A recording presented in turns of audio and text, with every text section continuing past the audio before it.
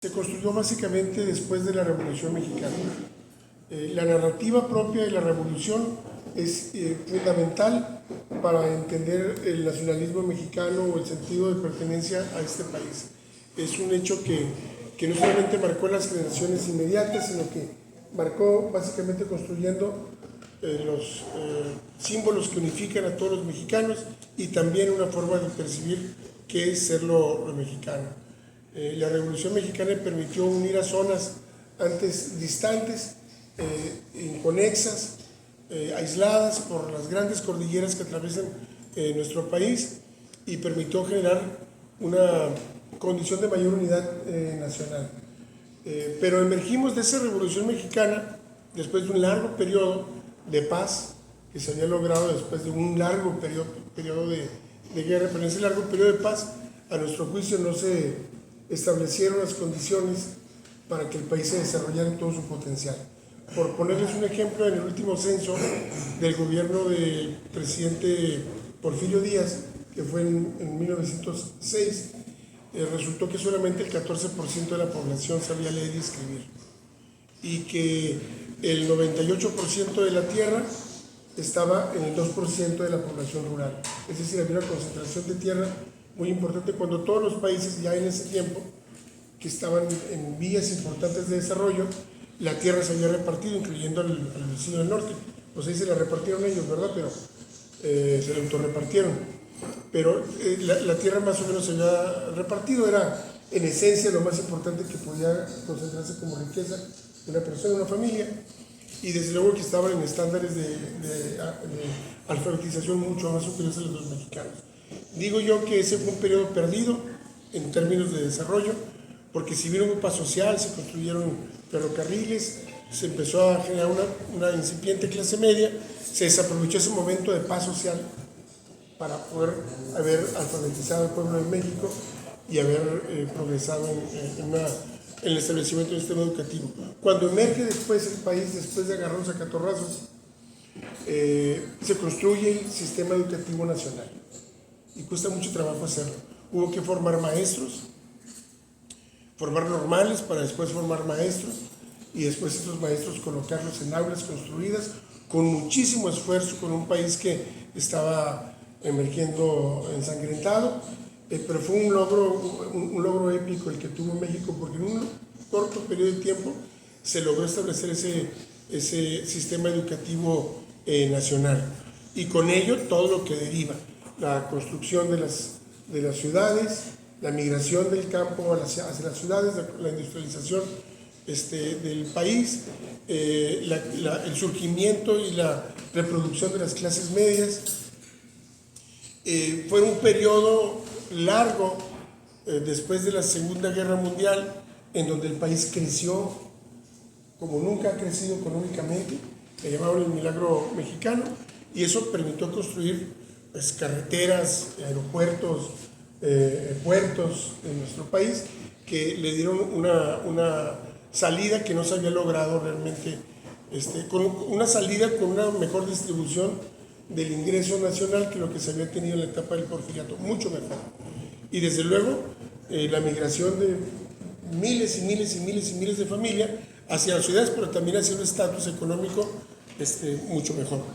Se estableció una constitución única en el mundo que generaba un muy novedoso forma de manejo de la economía, que era el sistema de economía mixta y el sistema de economía planificada centralmente, que nos dio mucho éxito. Crecimos a tasas del 6-7% por un larguísimo periodo. Se repartió, comentaba, la riqueza. Yo creo que es el único periodo en el país en donde realmente se repartió la riqueza, porque se repartió la tierra. Lo que estamos viviendo ahora es una redistribución del ingreso nacional, pero no precisamente una repartición de la riqueza.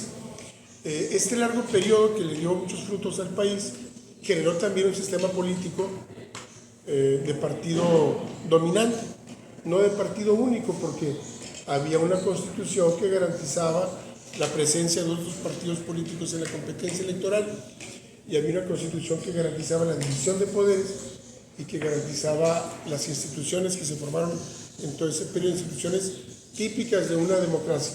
Pero lo cierto, y hay gente aquí que sabe mucho más que yo de lo que voy a comentar, lo cierto es que era un sistema autoritario. Es decir, la diferencia entre el sistema autoritario y el sistema totalitario es que en el sistema totalitario no hay ningún tipo de, no quiero utilizar una palabra que puede resultar ofensiva, pero no hay ningún tipo de simulación democrática. No se es una democracia. El resultado de ese periodo es un distanciamiento importante entre el grueso de la población y sus gobernantes, porque la narrativa del gobierno dejó de ser una narrativa amigable con el grueso de la población y pasó a ser una narrativa amigable con las élites económicas.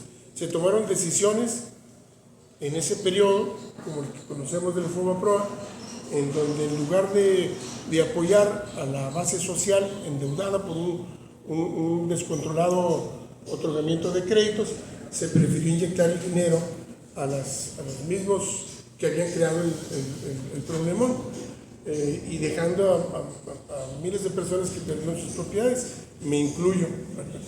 El departamento que compré cuando me casé, pues ahí se fue. Entonces, me casé por primera vez. Entonces, esa situación del país tuvo varias cuestiones. Si podemos salvar algo de ese periodo de México, es la apertura económica.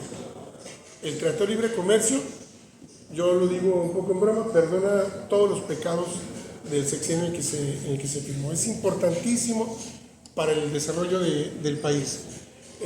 Sin embargo, creo que las oportunidades que se generaron a partir de ese Tratado de Libre Comercio, justamente por esa visión concentradora de la riqueza que se tenía, porque hubo algunos que fueron bastante radicales en el establecimiento de las políticas neoliberales, no permitieron que ocurrieran fenómenos como el que ocurrió en China, básicamente con un modelo muy parecido al mexicano que se tenía antes, de economía centralmente planificada y economía básicamente mixta. Ellos aprovecharon muy bien, hicieron la transferencia tecnológica que nosotros no hicimos porque no quisimos, nos impulsó desde el gobierno, pero también porque, como en muchas etapas de nuestra historia, a la clase empresarial mexicana le faltó visión, talento, ambición para hacer esa transición que sí hicieron los chinos y que en un periodo de 40 años pasaron de ser un país pobrísimo a ser ahora la potencia económica que son. Nosotros sí hemos caminado con el Tratado de Libre Comercio como muleta, pero al mismo tiempo con un empobrecimiento o una precarización, digamos, del ingreso de la clase trabajadora. No se aumentaron los salarios mínimos, fue mínimo, un pesito lo celebraban como una gran aportación de un gobierno. El argumento era que si se aumentaban los salarios, se iba a establecer, se iba a crear una crisis devaluatoria, una crisis de inflación en el país. Creo que se ha demostrado ahora que eso no ocurrió, se duplicó el salario y no hubo esa crisis de inflación. Ese es el contexto en el que decimos nosotros que hay un divorcio de parte de la sociedad, una separación de parte de la sociedad respecto a las élites gobernantes. Se apostó por derruir el esquema hasta institucional que se tenía en el autoritarismo mexicano que comentábamos y decir vamos a entrar a una etapa de democratización del país. Y en esa etapa, que fue copiando modelos, contrario a lo que había ocurrido antes, que el modelo es un modelo mexicano, creado con nuestras propias necesidades y nuestras experiencias históricas, en esta ocasión fue un modelo copiado de otras experiencias históricas y de otros contextos mundiales. Es decir, no era un modelo mexicano. Y dijimos, ahora sí ya no vamos a ser un país que el derecho se base en las garantías, en el respeto a las garantías individuales de las personas y la descripción de las garantías, sino vamos a ser un país que establezca como prioridad los derechos humanos y todos los tratados de derechos humanos que se habían generado en el mundo. Y eso nos trajo problemas graves a la postre que estamos ahorita sufriendo. También en ese periodo se establece un impulso a la alternancia política, lo cual suena bastante bien. Nosotros hemos llegado el movimiento al que yo pertenezco llegó a ocurrir gracias a esa posibilidad de alternancia política, pero lo cierto es que con una política pública, económica, separada de la población, se generó un desapego y gobiernos con muy poca gobernabilidad en nuestro país. Gobiernos que gobernaban con el 35%, en algunos lugares porque la competencia era de 3%, aquí con gobiernos del 40 y algo por ciento de respaldo popular, y eso tiene que ver mucho para afrontar los problemas internacionales, las acechanzas internacionales. Si algo se hizo bien en la época dorada del PRI es que justamente ese consenso o casi consenso nacional que se tenía le permitió a México estar siempre cuidándonos de nuestro vecino que siempre nos ha tenido el ojo puesto. En ese periodo largo de gobiernos compartidos, de baja gobernabilidad, de bajo respaldo social, se generó un México distinto, digo yo, con la sociedad bastante dividida y precarizada, con pocas esperanzas de permeabilidad social. ¿Qué es lo que el viejo periodo del PRI permitió? Justamente la permeabilidad social, que el hijo del trabajador pudiera ir a la universidad, etcétera, etcétera. Eso se frenó durante todo ese periodo, así como se frenó el crecimiento de la educación pública. Y ahorita voy a platicar un poco del tema, y también el establecimiento, o más bien el cumplimiento del compromiso constitucional que se tenía también con el tema de la salud, de una salud pública al alcance de todo el mundo y que fuera gratuita, para impulsar la educación privada y para impulsar también la salud privada y los seguros de vida, etcétera, etcétera, etcétera. Ese es el contexto en el que llega el presidente López Obrador después de un largo caminar de muchos años, predicando su frase por el bien de todos, primero los pobres. Y lo que tenemos ahora es el segundo gobierno de ese movimiento que, a nuestro juicio, y nos ha tocado a nosotros encabezar esa política social aquí en Baja California, hemos logrado avanzar enormemente en recuperar, número uno, la esperanza de los mexicanos en que el gobierno está haciendo algo para que progrese mi propia familia, que es algo que había dañado mucho las relaciones entre los propios mexicanos. Segundo, 9 millones de pobres menos, o 6, según la estadística que se quiera ver, o 9 o 6 millones de pobres menos en México, ambos son cifras chinas. O sea, es un avance en el combate a la pobreza enorme, que lo ve la población, y por eso los niveles de respaldo que tiene el movimiento políticamente. Y eso se debe a dos factores fundamentalmente: el cambio de filosofía de la inyección de los recursos hacia la élite o hacia grupos intermediarios, tanto sociales como empresariales y de todo tipo, y a una situación económica sana, o más sana de lo que se venía sufriendo en el pasado, que ha permitido tener un poquito más de estabilidad para quien viene a invertir, tanto empresas nacionales como extranjeras. Al nacional le cuesta mucho más trabajo reconocer esa situación, pero al extranjero no.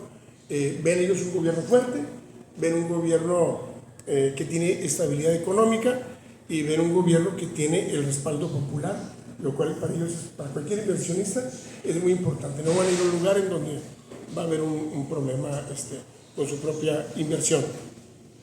Eso es lo que hemos tratado de ir construyendo, y toma mucho más forma con el gobierno de la presidenta Claudia Sheinbaum. ¿Por qué? Porque ella tiene una visión muy clara de una prosperidad compartida, que tiene que ver con que nos vaya bien a todos. Seguir impulsando los programas sociales, profundizar en los programas sociales que tienen que ver con la educación pública. Se van a abrir 360,000 nuevos espacios en la universidad en el país. Para que tengamos una idea de esto, la institución pública de educación superior más poblada de México es el sistema de tecnológicos, el Tecnológico Nacional. Lo que es el TEC de aquí, el de Mexicali, el de Ensenada, y así que está en cualquier ciudad importante o mediana del país. Bueno, la apuesta de la doctora Sheinbaum es justamente en 6 años lograr abrir ese mismo número de estudiantes, de oportunidades para que la gente estudie en una carrera universitaria, y 240,000 en preparatoria, porque también en la preparatoria se les cerró la puerta a muchos muchachos para que puedan concretar su sueño de terminar una preparatoria, sueños familiares incluso. La apuesta va por la educación y la apuesta va por programas sociales que rieguen la base de la sociedad y por una economía sana que le permita al empresario sacar su talento e invertir, pero no la inyección de dinero directo ni el intermediarismo, y desde luego con una política fiscal más sana en donde se cobren los impuestos, si bien no se suban, si se cobran los impuestos como se debe de subir. Seguimos siendo un país con impuestos muy bajos comparados con los países desarrollados del mundo. A mí me gusta poner un ejemplo: somos la 12ª economía del mundo, estamos por encima de España o encima de media Europa y de un chorro de países que cuando los visita uno tiene una situación de vida mucho mejor a la que tiene, calidad de vida, me refiero yo de bienestar, a la que se tiene en México. ¿Cómo es que esto puede ser posible si somos la 12ª economía del mundo? Bueno, porque ha habido un deficiente distribución del ingreso nacional, que no permite condiciones de bienestar que estemos en los estándares de países desarrollados. Eso es justamente lo que estamos tratando de construir, renovando el ímpetu por construir hospitales y construir médicos, abrir la carrera de medicina a más muchachos y de especialización. Hoy estamos titulando el doble de especialistas que lo que se estaba titulando antes del periodo del presidente López Obrador, y un reimpulso de la educación pública como elementos fundamentales para el desarrollo del país. Esa es la apuesta que se tiene ahora con la doctora, y también las obras magnas que permiten el desarrollo del país. Y aquí voy a tratar de hacer una reflexión. Hay gente que se opone a los programas sociales, o que se opone a varios de los programas sociales.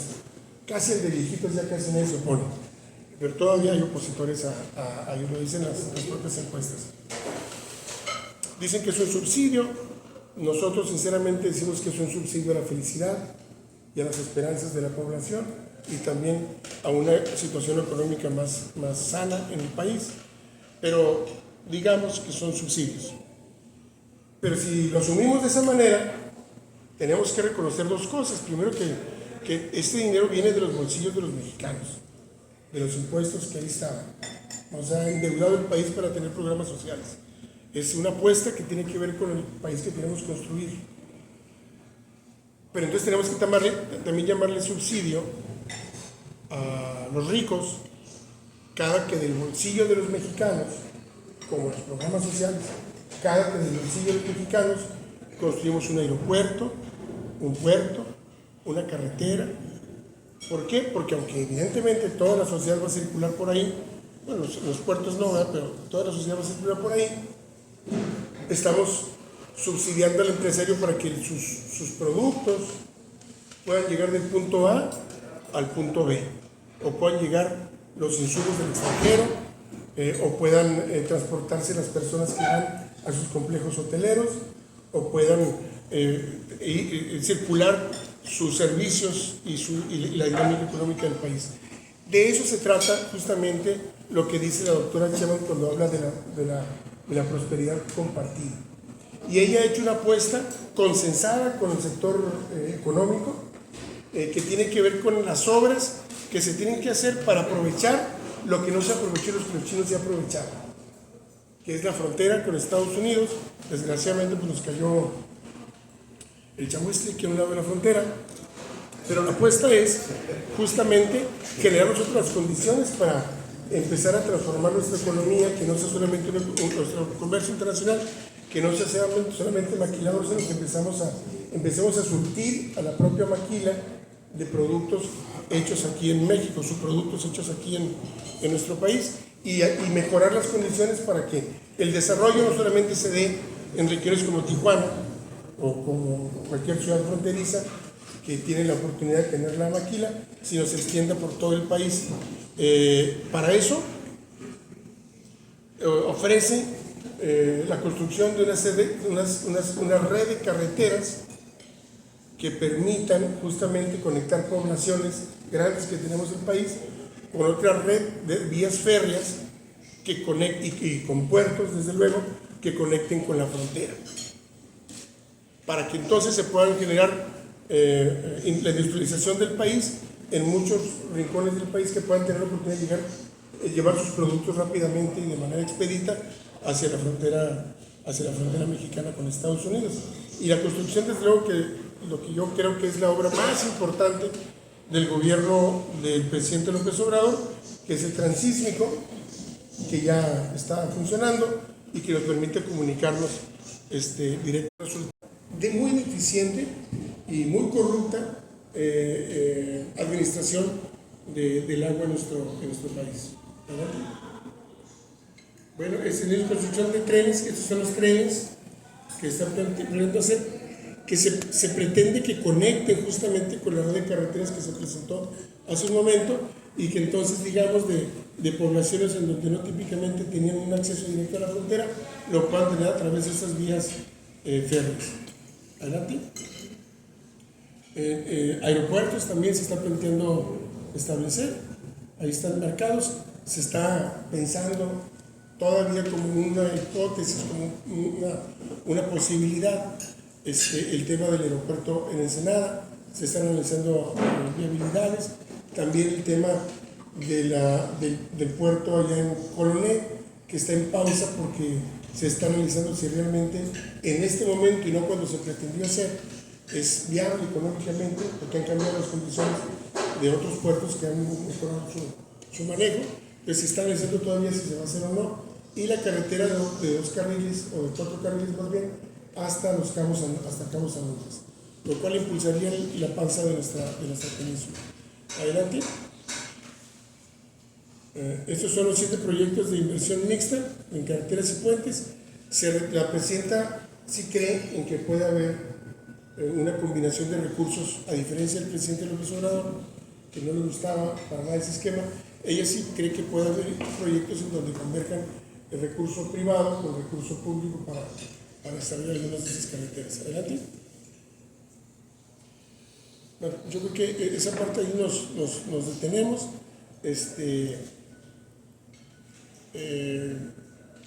Los programas sociales, bueno, nosotros partimos de la base ideológica contraria.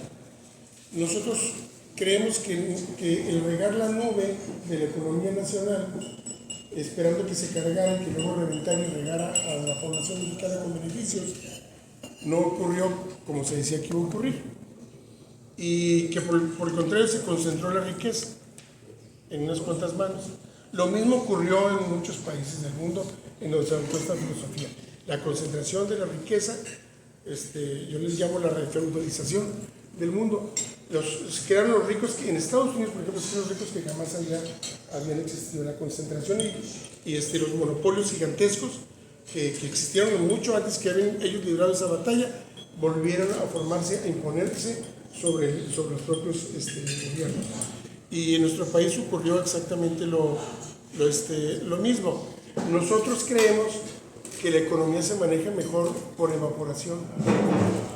Si nosotros regamos una redistribución del ingreso nacional a la base de la sociedad, la viejita que tiene su pensión va a comprar su despensa, va a pagar sus recibos, va a consumir en algún restaurante, va a consumir en algún cine, en algún centro de diversión. Lo mismo va a pasar con el estudiante, con la madre soltera que se le está apoyando con sus hijos, con la persona con discapacidad, con el joven construyendo el futuro que le conseguimos un empleo y la capacitación para ese empleo. Lo mismo va a ocurrir con ellos. Van a inyectar dinero a otros negocios que se surten de otros negocios más grandes y que surten de unos productores agrícolas o industriales, y que el dinero al final de cuentas va a llegar a la élite económica, nada más que con un poco más de trabajo y dificultad y solucionando problemas en el camino de la propia sociedad. Entonces estamos metidos en eso. Ahorita estamos muy duro con el tema de un censo a las casas que se construyeron con créditos Infonavit. Se pervirtió el crédito Infonavit, que era un crédito de un instituto para fomentar la vivienda de la clase trabajadora. Se convirtió prácticamente en una inmobiliaria con créditos muy caros, leoninos, que hicieron impagables muchas de las casas pequeñas que se construyeron y que hacen una crisis familiar, muchas de ellas porque no pueden pagar su vivienda. Ahora mismo estamos recorriendo casa por casa para tener claridad de quién está viviendo ahí, de cuál es la situación de su crédito y otorgando quitas, para otorgar quitas y poder hacer un refinanciamiento de sus propios créditos para volver al espíritu de lo que fue el Infonavit. Y también recuperando otra vez la construcción de viviendas. Hay una crisis, hay una déficit de 9 millones de viviendas. Se van a construir por lo pronto 1 millón de viviendas, de las cuales 50,000 van a llegar aquí a Baja California. Yo lo dejaría aquí y estaría pues, en la mejor disposición de platicar a partir de preguntas que podamos hacer. Muchas gracias. Pues una